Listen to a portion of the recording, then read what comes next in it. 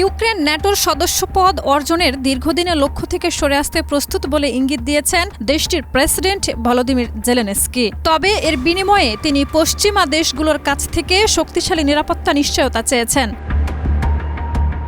14 December ইউরোপীয় নেতাদের সঙ্গে শান্তি আলোচনা করতে জার্মানির বার্লিনে পৌঁছে এই কথা বলেন জেলেনস্কি। আল জাজিরার প্রতিবেদনে বলা হয়েছে, জার্মান চ্যান্সেলর ফ্রিডরিখ মের্জ সহ ইউরোপের শীর্ষ নেতাদের সঙ্গে বৈঠকে অংশ নিতে তিনি সেখানে যান।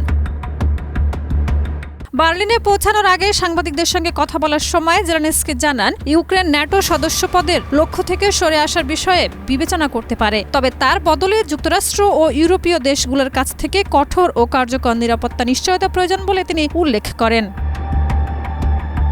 কিয়েভের মতে এটি ইউক্রেনের জন্য বড় একটি ছাড়, কারণ দীর্ঘদিন ধরে ন্যাটো সদস্যপদকে রাশিয়ার সম্ভাব্য আগ্রাসন ঠেকানোর সবচেয়ে শক্তিশালী উপায় হিসেবে দেখা হয়েছে। জেলেনস্কি বলেন, ন্যাটোর অনুচ্ছেদ 5-এর মতো যুক্তরাষ্ট্র ও পশ্চিমা দেশগুলোর কাছ থেকে শক্তিশালী নিরাপত্তা নিশ্চয়তা ভবিষ্যৎ রুশ আগ্রাসন ঠেকাতে জরুরি। এদিকে ইউক্রেন যুদ্ধ নিয়ে শান্তি আলোচনা করতে ট্রাম্পের দূত স্টিভ উইটকফ ও জেরেড কুশনার বার্লিনে পৌঁছেছেন।